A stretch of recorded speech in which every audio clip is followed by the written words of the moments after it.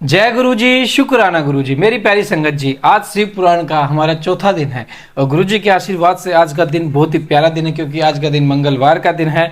और संगत जी, गुरु जी की ब्लेसिंग के साथ तो शिव पुराण का एक अलग ही अनुभव हो रहा है।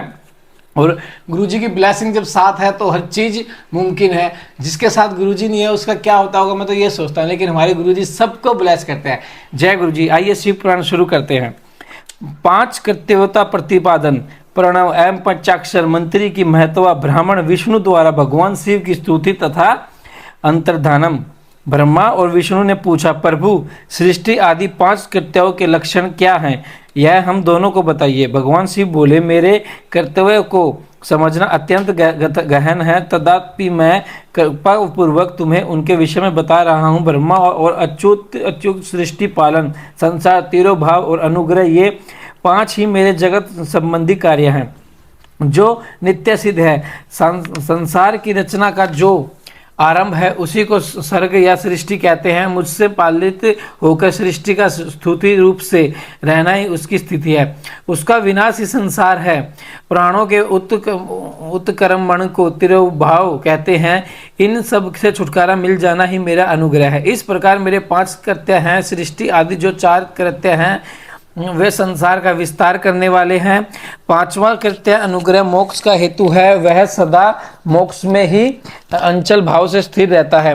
मेरे भक्तजन इन पांचों कृत्यों को पांचों भूतों में देखते हैं। सृष्टि भूत पालन में, स्थिति जल में, संसार अग्नि में, तिरोभाव वायु में और अनुग्रह आकाश में स्थित है। पृथ्वी से सबकी सृष्टि होती है, जल से सबकी बुद्धि और जीवन रक्षा होती है। आग सबको जला देती है, वायु सबको एक स्थान से दूसरे स्थान को ले जाती है और आकाश सबको अनुग्रहित करता है। विद्वान पुरुषों की यह विषय इसी रूप में जानना चाहिए। इन पांच कृत्यों का भारवन करने के लिए ही मेरे पांच मुख हैं। चार दिशाओं में चार मुख है और उनके बीच में पांचवा मुख है। पुत्रों, तुम दोनों ने तपस्या करके प्रसन्न हुए मुझे परमेश्वर से सृष्टि और स्थिति नामक दो कृत्य प्राप्त किए हैं। यह दोनों तुम्हें बहुत प्रिय है। इसी प्रकार मेरी विद्युत स्वरूप रुद्र और माहेश्वर, यह मैं दोनों अन्य उत्तम कृत्य संसार और तिरोभाव मुझसे प्राप्त किए हैं, परंतु अनुग्रह नामक कृत्य दूसरा कोई नहीं पा सकता। रुद्र और महेश्वर अपने कर्मों को भूले नहीं हैं, इसलिए मैंने उनके लिए अपनी समानता प्रदान की है। वे रूप, वेश, कृत्य, वाहन, आसन और आयुध आदि में मेरे समान ही हैं। मैंने पूर्व काल में अपने स्वरूप भूत का मंत्र का उपदेश किया है, जो ओकार के रूप में प्रसिद्ध है। वह ओंकारा के रूप में वह मंगलकारी मंत्र है। सबसे पहले मेरे मुख से ओंकार प्रकट हुआ, जो मेरे स्वरूप का बोध करने वाला है। ओंकार वाचक है और मैं वाच्य हूँ। यह मंत्र मेरे स्वरूप ही है। प्रतिदिन ओंकारा का निरंतर स्मरण करने से मेरा सदा स्मरण होता है। मेरे उत्तरवर्ती मुख से आकार का, पश्चिम मुख से उकार का, ओंकार का, दक्षिण मुख से मकार का, पूर्वीवर्ती मुख से बिंदु का तथा मध्यवर्ती मुख से नाद का प्रकट हुआ है। इस प्रकार पांच अवयवों से युक्त ओमकार का विस्तार हुआ है। इन सभी अवयवों में एक भुक्ति होकर एक वर्ण ओम नामक एक अक्षर हो गया। यह नाम रूप नामक सारा जगत तथा वेद उपन स्त्री पुरुष स्वरूप दोनों कुल इस प्रमाण मंत्र से प्राप्त हैं। यह मंत्र शिव और शक्ति दोनों का बोधक है। इसी से पंचाक्षर मंत्र की उत्पत्ति हुई है, जो मेरे सकल रूप का बोधक है। वह आकार आदि कर्म से और मकार आदि कर्म से प्रकाश में आया है। ओम नमः शिवाय यह पंचाक्षर मंत्र है।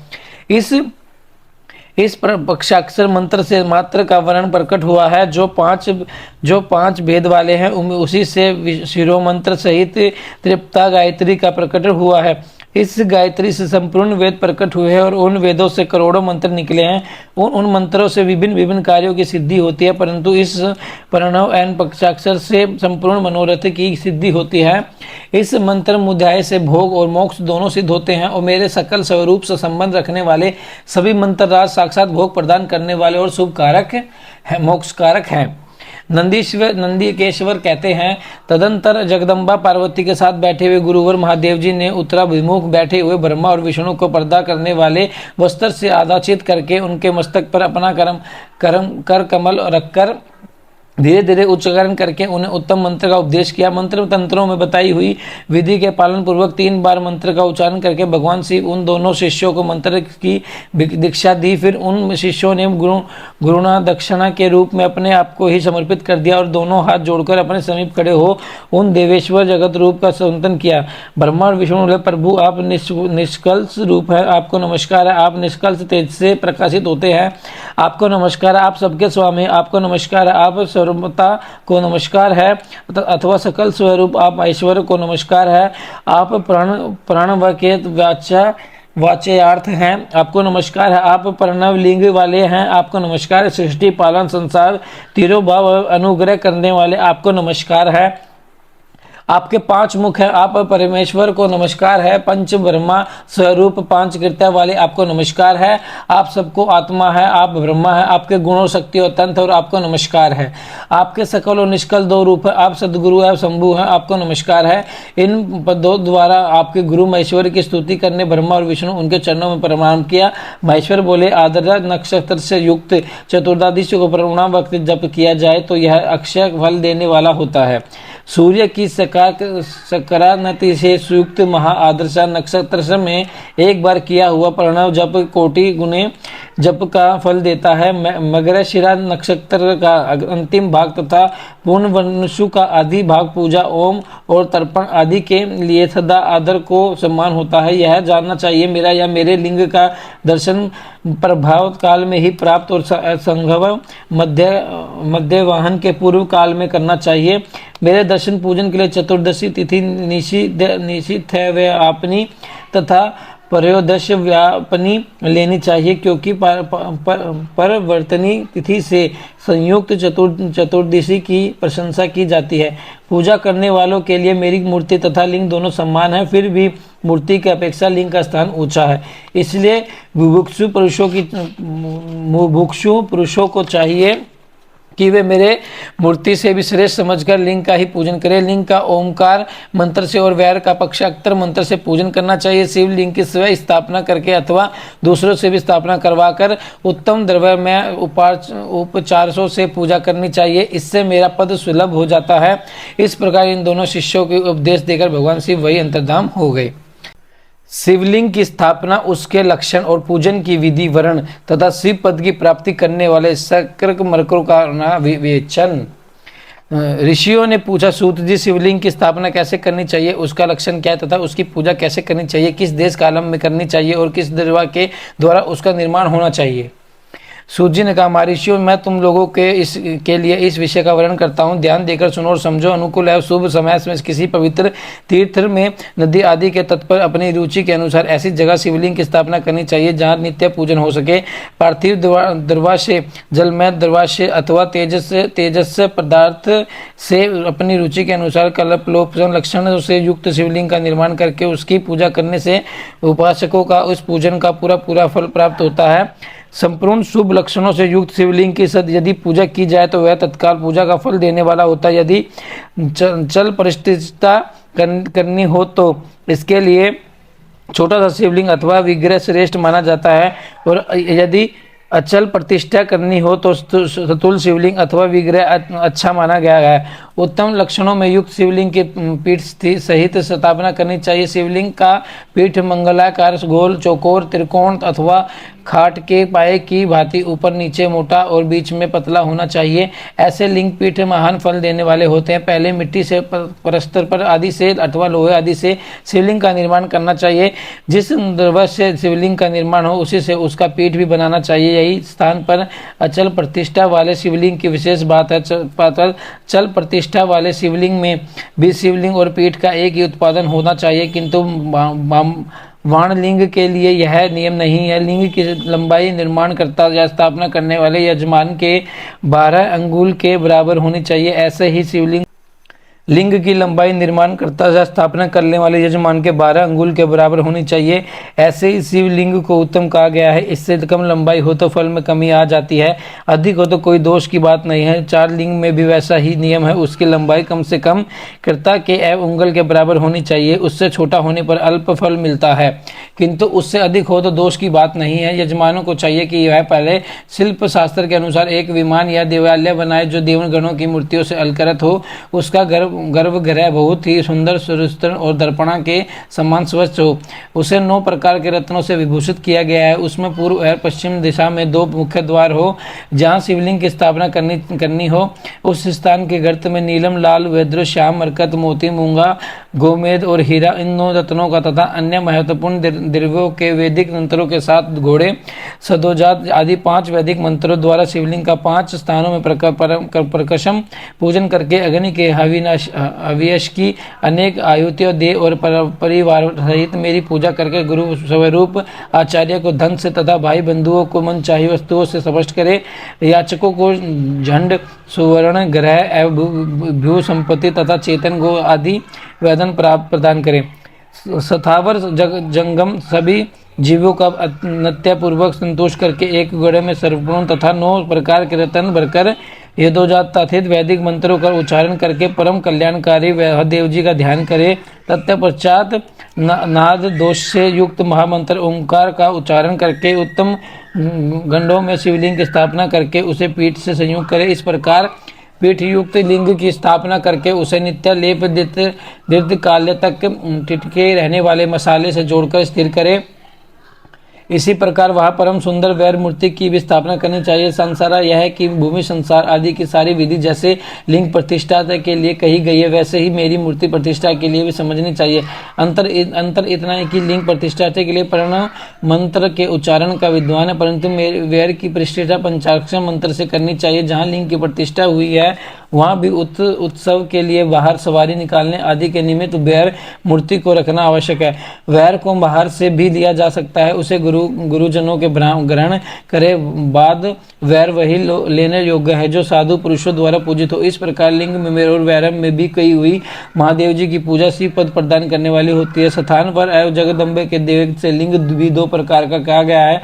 वृक्ष, लता आदि को स्थावर लिंग कहते हैं और कृष्ण, कृमि, कीट आदि को जंगम लिंग, स्थावर लिंग की सिंचना आदि द्वारा सेवा करनी चाहिए और जंगम लिंगों को आहार एवं जल आदि देकर तृप्त करना उचित है। उन स्थावर जंगम जीवों को सुख पहुंचाने में अनुरुक्त होना भगवान शिव का पूजन है, ऐसा विद्वान पुरुष मानते हैं। जो चराचर जीव को ही भगवान शंकर के प्रतीक मानकर उनका पूजन करना चाहिए। इस प्रकार महाशिवलिंग की स्थापना करके विधि उपचारों द्वारा उसका पूजन करे। अपनी शक्ति के अनुसार नित्य पूजा करनी चाहिए तथा देवालय के पास ध्वजारोपण आदि करना चाहिए। शिवलिंग साक्षात शिव का पद प्रदान करने वाला है, अथवा चर लिंग में षोडशोपचारों द्वारा यथोचित रीति से कर्षण पूजन करें। यह पूजन भी शिव पद प्रदान करने वाला है। आवाहन, आसान, अर्घ्य, अपाथ, पादागंग, आचमन, अम्भय पूर्वक स्नान, वस्त्र एवं यथोपरीत गंध, पुष्प, धूप, दीप, निवेद, तांबूल, चंपरण, नीराजन, नमस्कार और विसर्जन से ये 16 उपचार है, अथवा अर्थ से लेकर नेत्र तक विदित पूजन करें। अभिषेक, नैवेद्य, नमस्कार और तर्पण ये सब यथाशक्ति नित्य करें।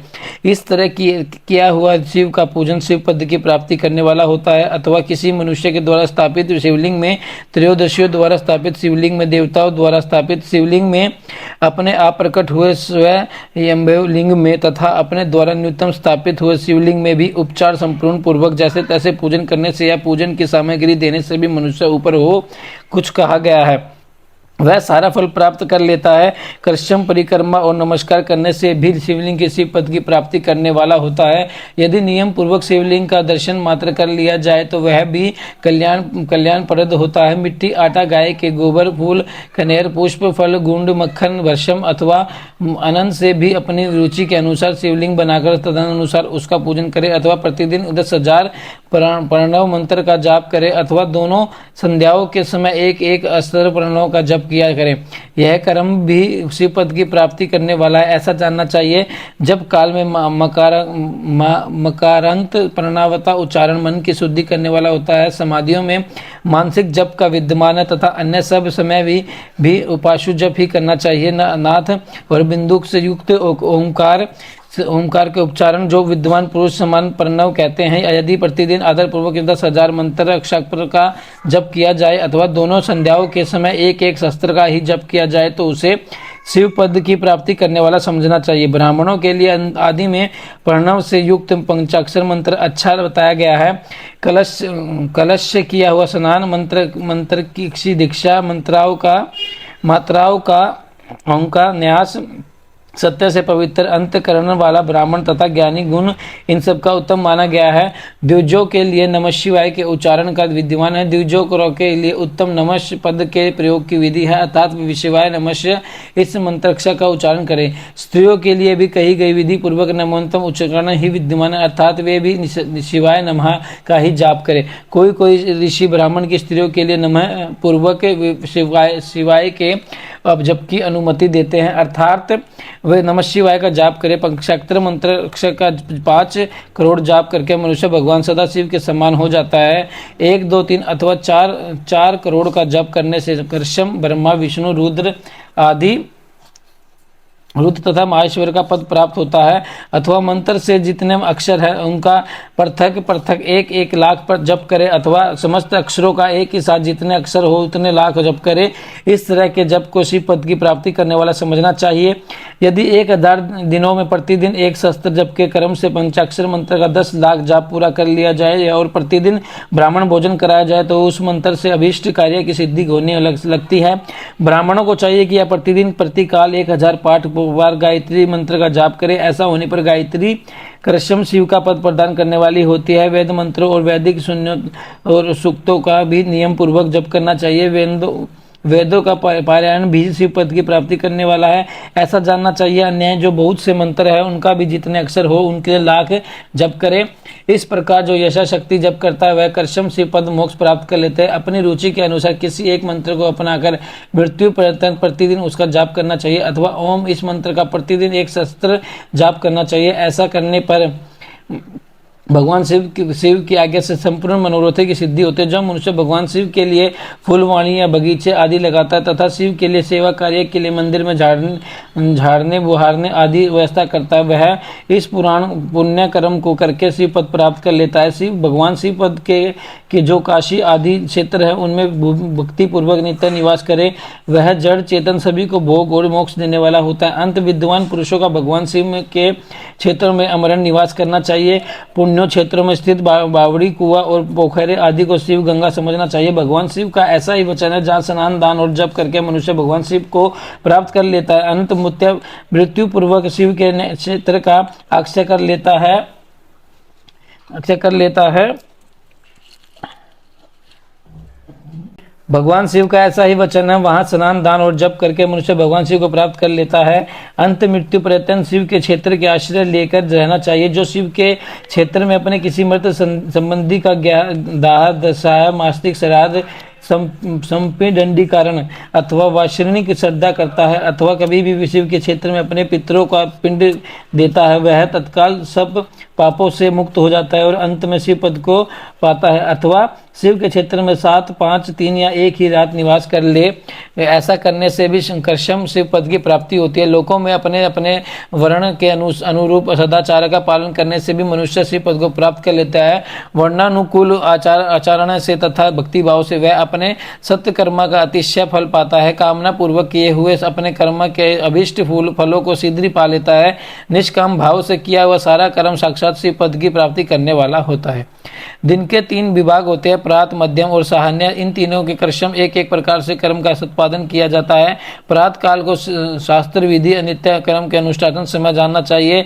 मध्य काल सकाम कर्म के लिए उपयोगी तथा सात्विक काल शांति कर्म के लिए उपयुक्त है, ऐसा जानना चाहिए। इसी प्रकार रात्रि भी समय का विभाजन किया गया है। रात के 4 पहरों में से जो बीच के 2 पहर हैं उन्हें निशित काल कहा गया है। विशेषतः उसी काल में ही की हुई भगवान शिव की पूजा अभिष्ट फलों को देने वाली होती है। ऐसा जानकर कर्म करने वाला मुझसे यथोचित फल का भागी होता है। विशेषकर कल युग में कर्म से ही फल की सिद्धि होती है। अपने अपने अधिकार के अनुसार ऊपर कहे गए किसी भी कर्म के द्वारा शिवाधरण करने वाला पुरुष अधिक सदाचारी है और पाप से डरता है, वह उन कर्मों का पूरा फल अवश्य प्राप्त कर लेता है। ऋषि का सूत जी, पुण्य क्षेत्र कौन कौन से है जिनका आश्रय लेकर सभी स्त्री पुरुष शिव पद प्राप्त कर ले, यह हमें सपेक्ष बताइए। मोक्षदायक पुण्य क्षेत्रों का वर्णन काल विषयों में विभिन्न नदियों के जल में स्नान के उत्तम फल का निर्देश तथा तीर्थों में पाप से बचे रहने की चेतावनी। सूर्य बोले, विद्वान एवं बुद्धिमान महर्षि मोक्षदायक शिव क्षेत्रों में वर्ण सुनो। तत्पश्चात मैं लोक रक्षा के लिए शिव संबंधी आगमनों का वर्णन करूंगा। पर्वत, वन और कानों को सहित इस पृथ्वी का विस्तार 50 करोड़ योजन है।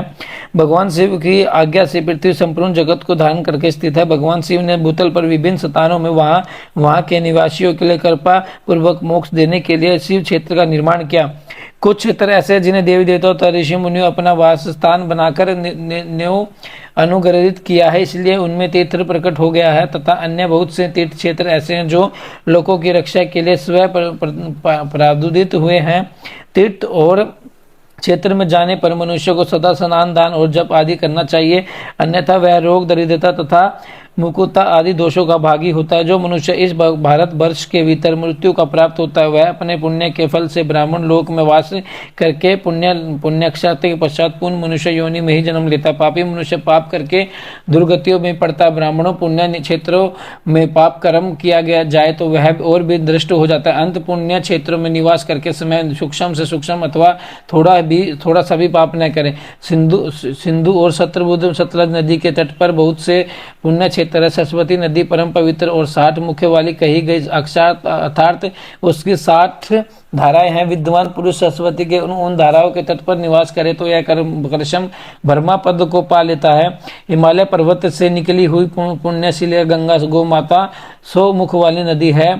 उसके तट पर काशी, प्रयाग आदि अनेक पुण्य क्षेत्र हैं। वहाँ मकारिशी के सूर्य होने पर गंगा की तटभूमि पहले से अधिक प्रकाशित एवं पुण्यदायक हो जाती है। सोनभद्र नदी की 10 धाराएं हैं। वह बृहस्पति मकर राशि ऋषि में आने पर अत्यंत पवित्र तथा अभीष्ट फल देने वाली हो जाती है। उस समय वहाँ स्नान और उपवास करने से विनय पद की प्राप्ति होती है। पुण्य सलीला महानदी नर्मदा के 24 मुख्य स्रोत हैं। उसमें स्नान तथा उसके तट पर निवास करने से मनुष्य को वैश्व पद की प्राप्ति होती है। नम सा के 12 तथा रेवा के 10 मुख हैं। परम पुण्य में गोदावरी के 21 मुख बताए गए हैं। वह ब्रह्मा हत्या तथा गोवध के पाप की विनाश करने वाली एवं रुद्र रोग को देने वाली कन्यावेणी नदी का बड़ा जल पवित्र है। वह नदी समस्त पापों का नाश करने वाली है।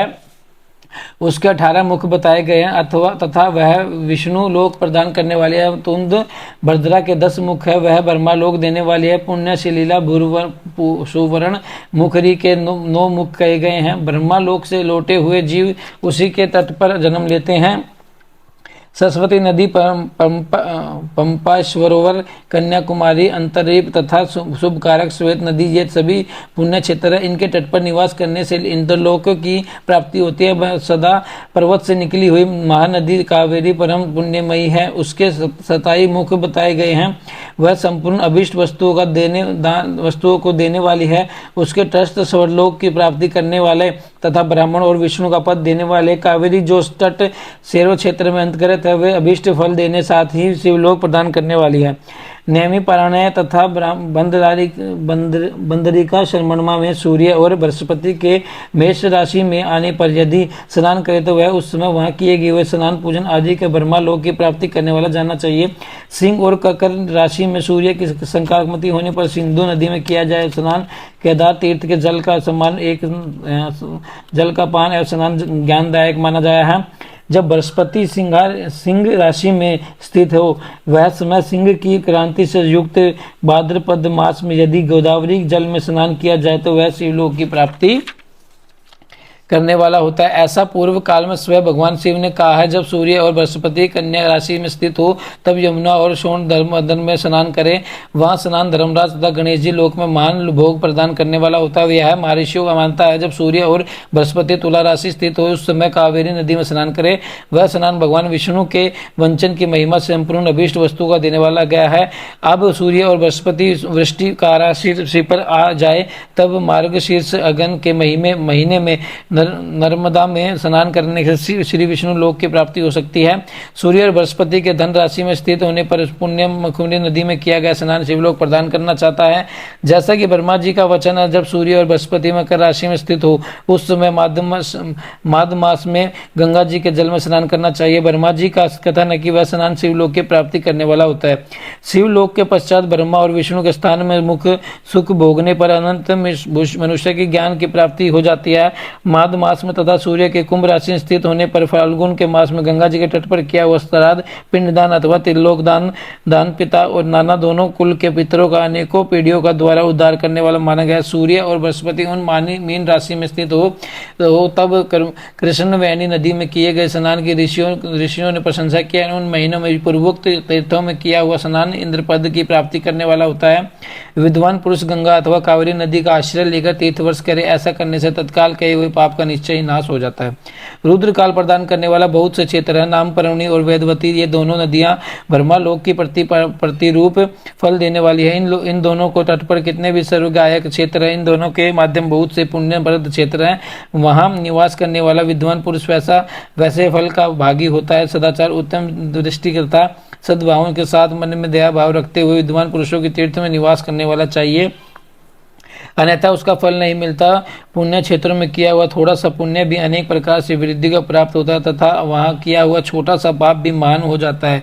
यदि पुण्य क्षेत्र में रहकर भी जीवन बिताने का निश्चय हो जाए तो वह पुण्य कल्प से उसका पहले का सारा पाप तत्काल नष्ट हो जाएगा, क्योंकि पुण्य को ऐश्वर्यदायक कहा गया है। ब्राह्मणों तीर्थ वासन जनिक पुण्य कायिका वाचिक और मानसिक सारे पापों का नाश कर देता है। तीर्थ में किया हुआ मानसिक पाप वर्जलेप हो जाता है। वह कई कल्पनाओं तथा पीछा नहीं छोड़ता। वैसा पाप केवल ध्यान से ही नष्ट हो जाता है, अन्यथा वही वांछिक पाप जब से तथा कायिक पाप शरीर को सुखाने जैसे कठोर तप से नष्ट होता है। अंत सुख चाहने वाले पुरुषों को देवताओं की पूजा करके और ब्राह्मणों दान देते हुए पाप से बचकर ही तीर्थ धाम निवास करना चाहिए। जय गुरु जी, शुक्राना गुरु जी। संगत जी, कल शिव पुराण का 5वां दिन होगा और सदाचार, सुदाचार, स्नान, भस्म धारण, संध्यावदन, परमवन जप, गायत्री जप, दान न्यातन, धनोपर्जन, अनिग्रह, अग्निहोत्र आदि विधि या महिमा का वर्णन हम कल के दिन में जानेंगे। जय गुरु जी, शुक्राना गुरु जी।